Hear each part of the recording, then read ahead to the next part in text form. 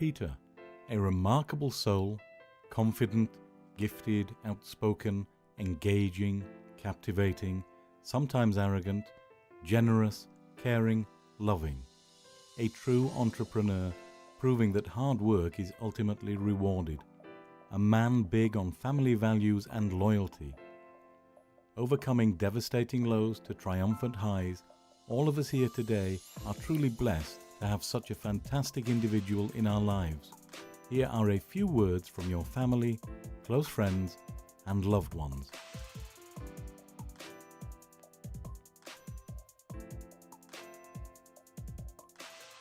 My earliest memory of him was probably when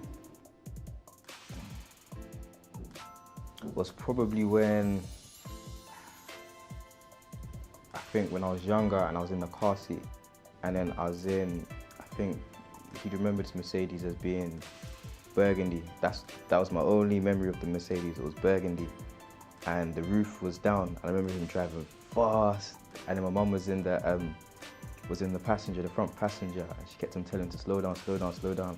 And I was in the car seat, and I was just like, it was all new and exciting, because I think that was probably my first memory of speed, and just the transition from being still and everything being still around me to everything moving fast and fast paced. So yeah, I think my mum bugging out was probably the first initial memory of him anyway. So we do clash often, but I suppose as I've become older and I've become a lot more wiser, and obviously I've experienced a bit of things, and I think he kind of feels like, cool, I've been through this and I've been through that, so I've been through everything you've been through, so just listen to me. But I'm sort of like, nah, I want to go through it myself. So then that's how we kind of clash in a sense, because I sort of want to do everything and see everything for myself, but he's like, nah, I'm showing you how to do this, so you don't have to do this, because I've already done that and it doesn't work. But I'm like, yeah, you're saying it, but I want to see it, sort of thing. So I don't know, it's good, but it does have its periods where it's just like a bit tense. So, but nah, other than that, it's good. Like, I think it's good because I've learned a lot, and even though I haven't always listened to him, I try to take on a lot of things he says and just, use it into my personal experiences. So I do think he's a great role model in a sense where a lot of things that he showed me years ago that I probably didn't believe back then, it's happened, and I've understood and realized, oh, okay, so that's why he was saying it. Like, I think he taught me a lot about investments. So sometimes just because you don't see an initial result from an investment, that doesn't mean you're not going to see a result at all. And he always taught me to be patient, and there's no rush in certain areas.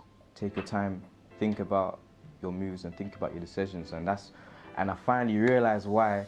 That's years ago when I was probably 5 and my brother was a little bit younger, no less than 2. He just got us instilled about chess, about the game of chess, about how strategical it is, the tactical risks, and how you really have to use your mind. And I finally understand and know today how it can just, change your life, to be honest with you.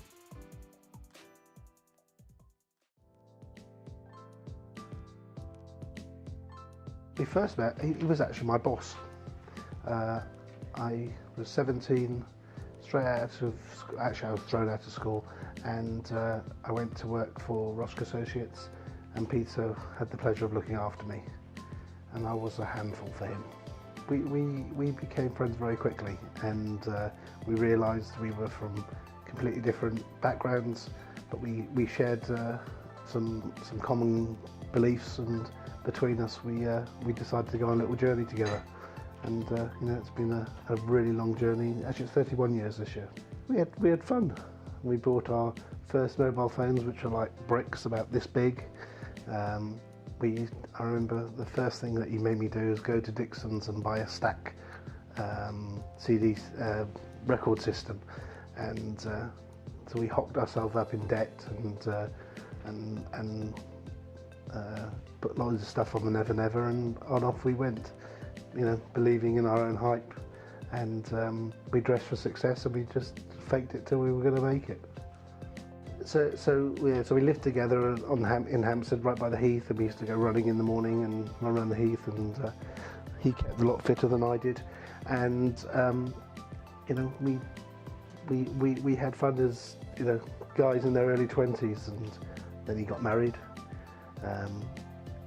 and he went off and he started Pride magazine, and you know, there was that whole building a business, and then I went up and I ended up doing publishing as well. So we're both publishing, and we've always been very good for each other, at motivating each other to push each other. You know, one year he'll do better than me, one year I'll do better than him, and it's been like that for the last 30 years. Where, you know, if I have a good year, he gets, I've got to go and do as well as that, and vice versa. So it's been a great relationship for motivating and pushing each other.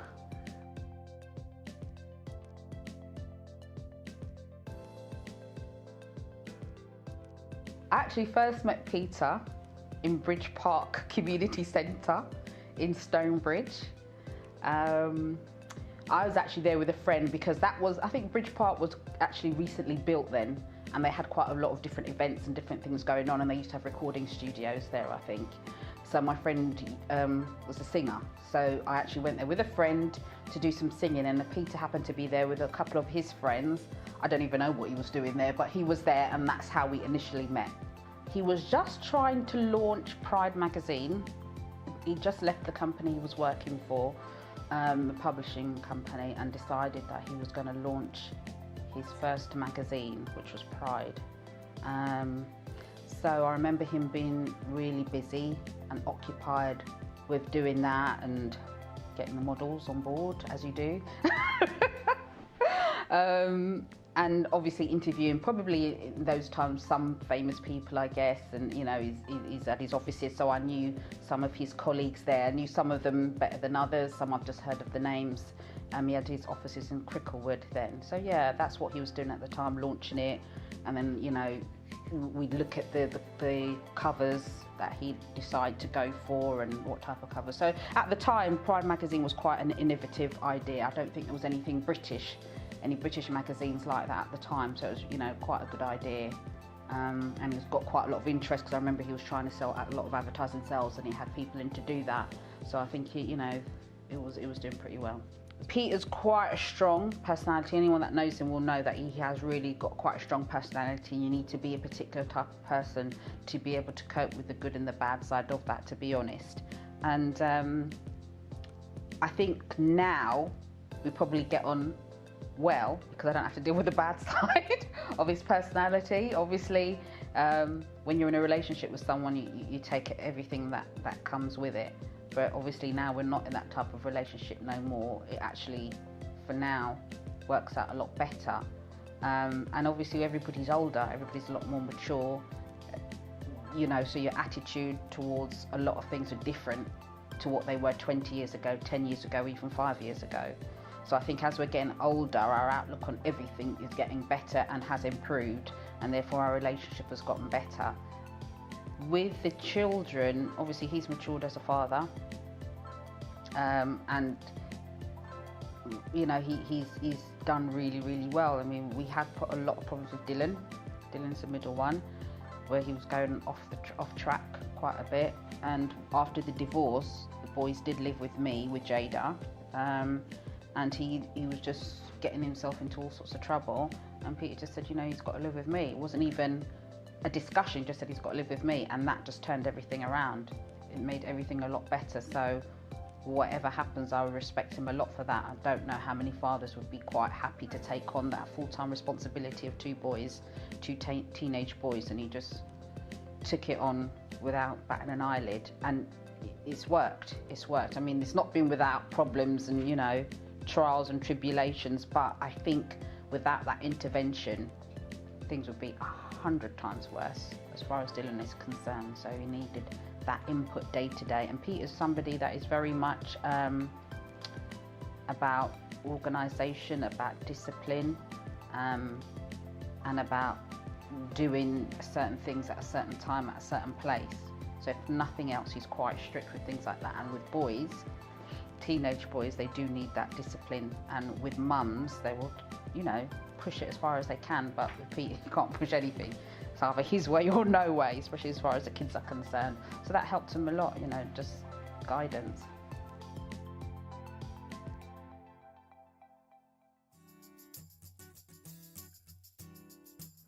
I've known Peter coming up to 30 years. First met Peter in response to an Evening Standard advertisement for financial services. I was about 19 at the time. We kind of got on from day one. What did we have in common visually? Both from Caribbean backgrounds. We were both sporting jerry curls at the time. You might find it hard to believe looking at Peter today, but he did have a pretty full head of hair. Mum's got one of these Caribbean ladies who has a phrase for every circumstance. One of them's iron sharpens iron. And very much that's characteristic of my relationship with Peter that is relevant. I know that there's aspects of my life and my personality, my outlook on life that's been honed or sharpened or fine-tuned by my proximity to Peter, and I guess you'd have to ask him that question as to whether or not it's relevant in return.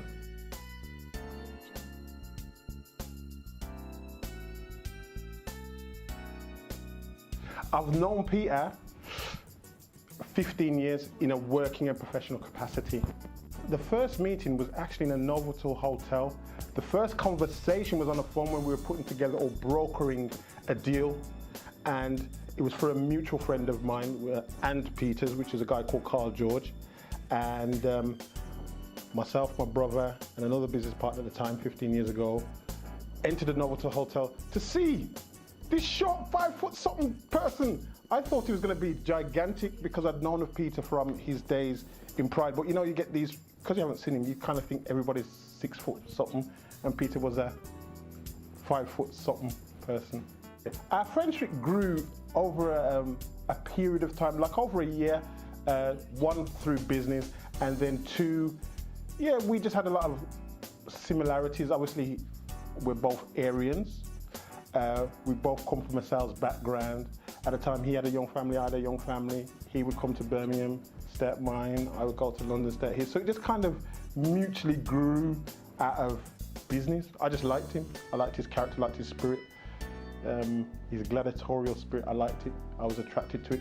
But not in that kind of way, ladies, but I was attracted to that gladiatorial spirit.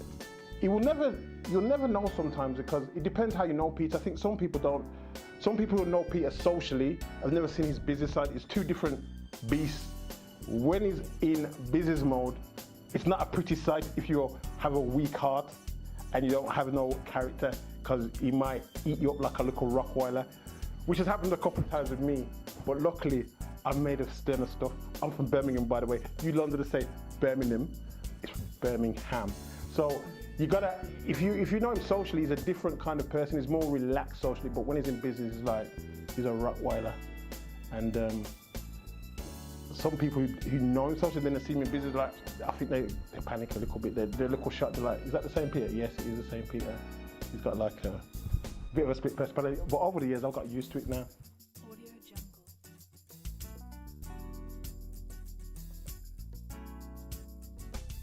Basically, I'm Peter's executive assistant. I won't use the word PA. And I just basically support him in the business that he's basically doing. Obviously not in the side where he's talking about the bankruptcies and things like that, because I'm not okay with that. But like with his, I support him with like his bookkeeping and things like that, and administration and anything else he basically asks me to do. Oh, outside of work, like the few occasions that we've met up outside of work, Peter, he's fun, he's a real fun, he's a good laugh, especially when he's had a drink. But yeah, he's a good sport.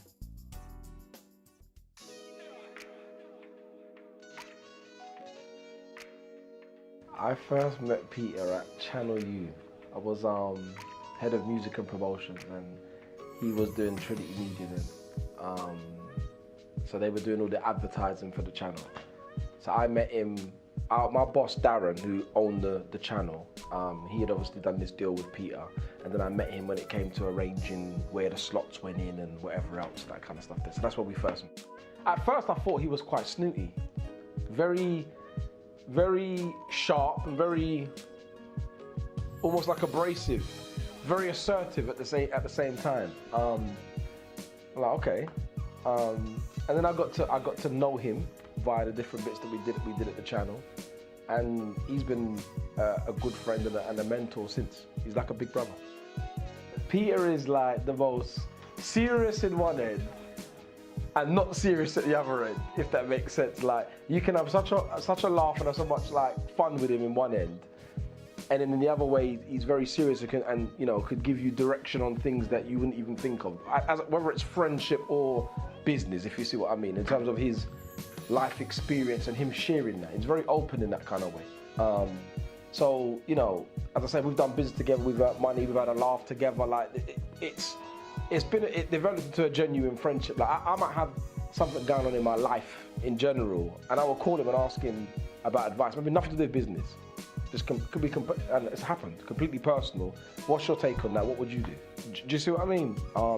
Or you might be doing something and actually ask yourself, what would Peter do, without asking him? Do you see what I mean? So it's that, he's definitely an influential person. He's been someone that I definitely have learned a lot from.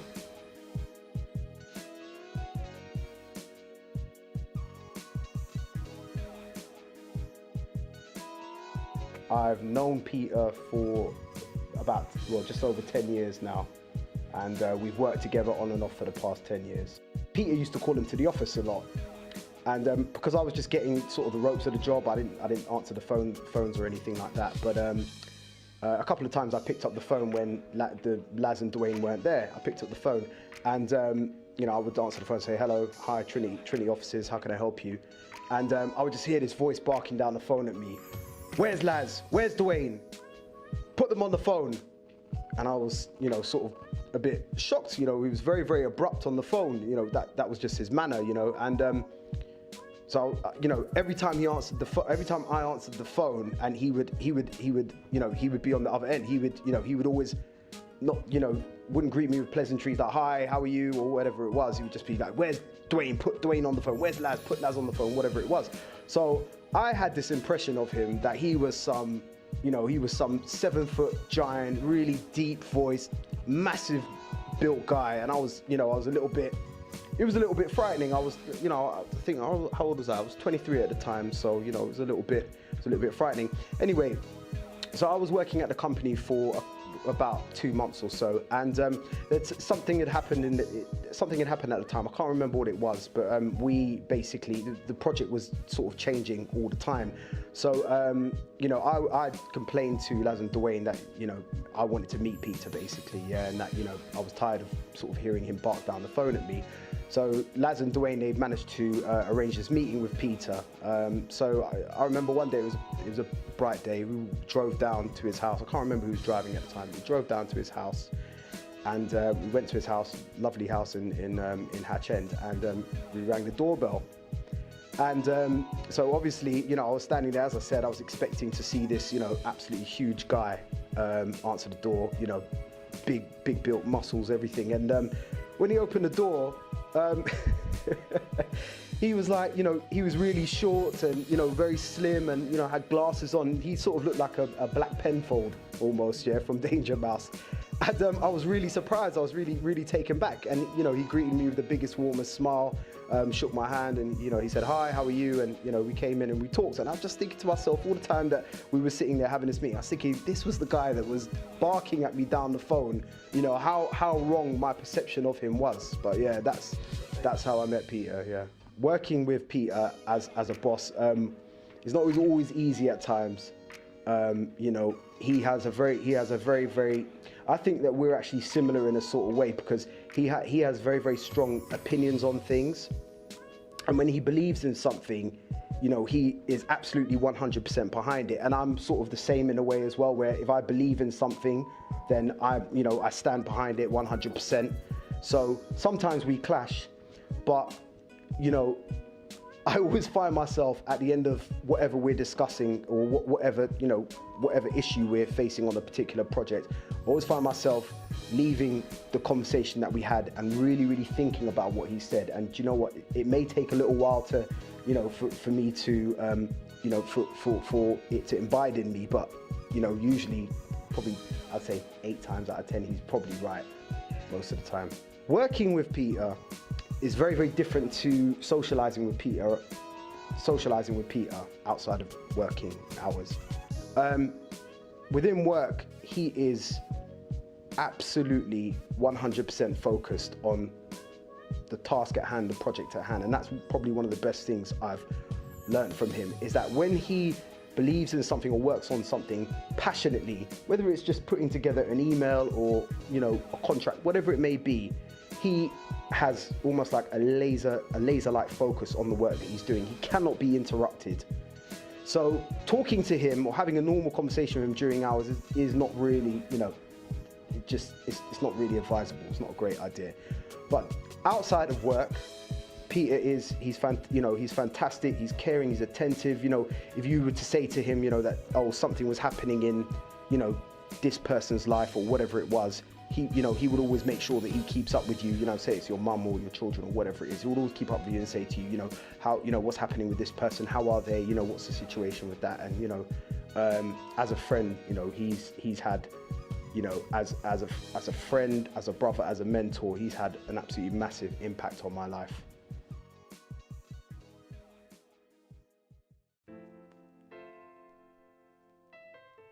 Little things we've probably done about Peter that you should know.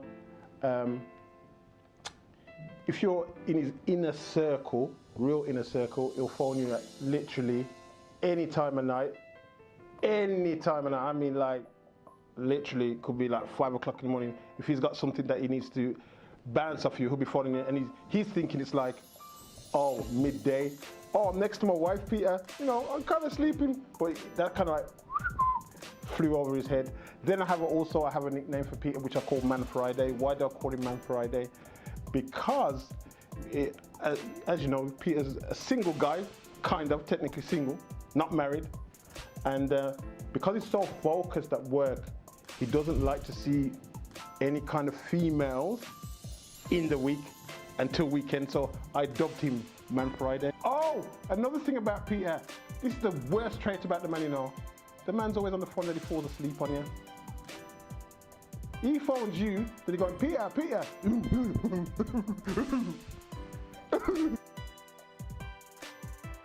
Yeah, I'm awake. No, you're not, Peter.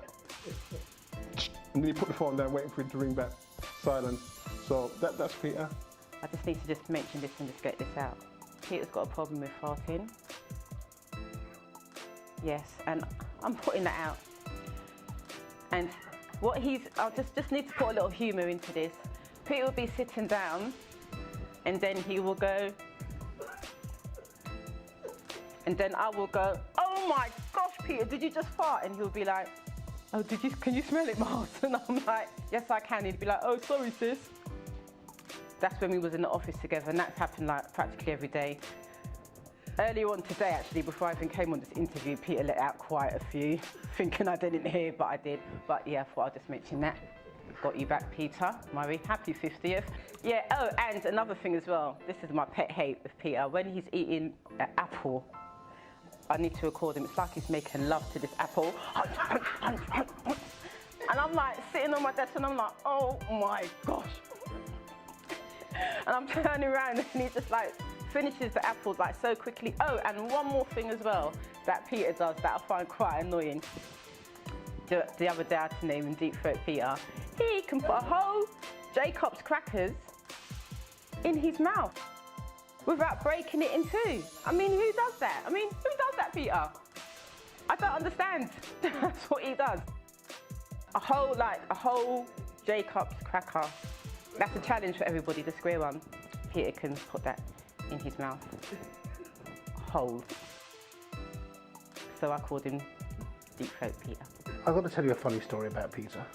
So when we first met, in the period that I stopped working with him, he was starting to, build up his profile, and one of the local papers decided to write a little story about this successful boy from Harlesden who had made it big, and there was this whole feature about this boy who was living in Maida Vale in the most beautiful, salubrious penthouse in Maida Vale, who'd started in humble beginnings. And I said, Peter, you live in All Saints Avenue. It's in bloody Willesden. It's not a penthouse, it's on the ground floor, and it's bloody horrible. He goes, yeah, but it's a great story. And he'd look at me in my paper, and to me that was Peter and his bravado. He'd sell the sizzle, not the sausage, and he'd always make sure that whatever he was doing, he was always telling a great story. He always says that the most three important values in his life is family, business, and women. And I think those are some of our common interests, to be honest.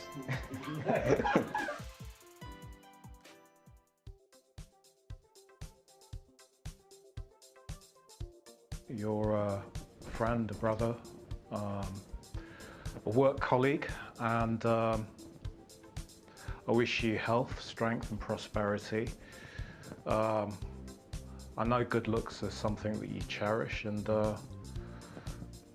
I'm wondering if you could have it back, would you have those Jerry curls right now?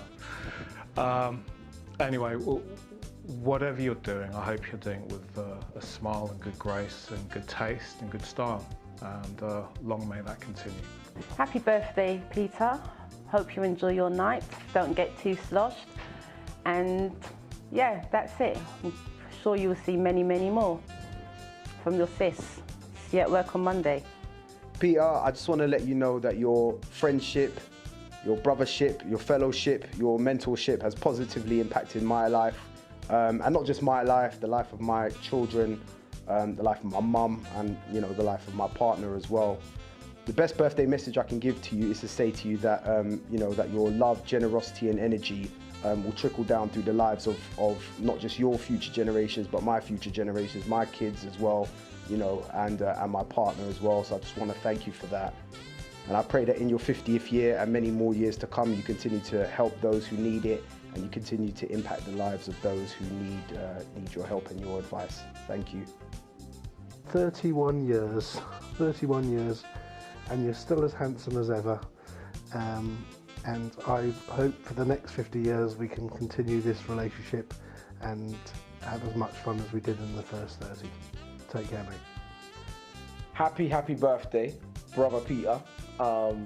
Thank you for all of your advice, for the friendship, for the mentorship, and all of the other ships that we have shared and that you have given me and has been part of our relationship. I wish you all of God's blessings and everything that you desire and require in life. Thank you. Peter, your 50th year. Wow, can you believe it? Wish you all the best. Obviously you've got a lot planned for this year, and I know you're going to enjoy all of the events, and hopefully you'll enjoy your 50th birthday party, because I'm sure you will if you're not drunk already. But anyway, have a good birthday, have a good day. I hope everyone enjoys themselves. You're 50, even though you still think you're 20, but you're getting there, you're getting there. You still need to lose a few pounds, slowly but surely. But I'm glad to have been blessed with you as a father. We don't always get on, and we're not always the best of friends, but you're the most special friend, and you taught me a lot and showed me a lot. So I just want to wish you a happy birthday. Peter, my good friend, on your 50th birthday, I wish you an abundance of blessings.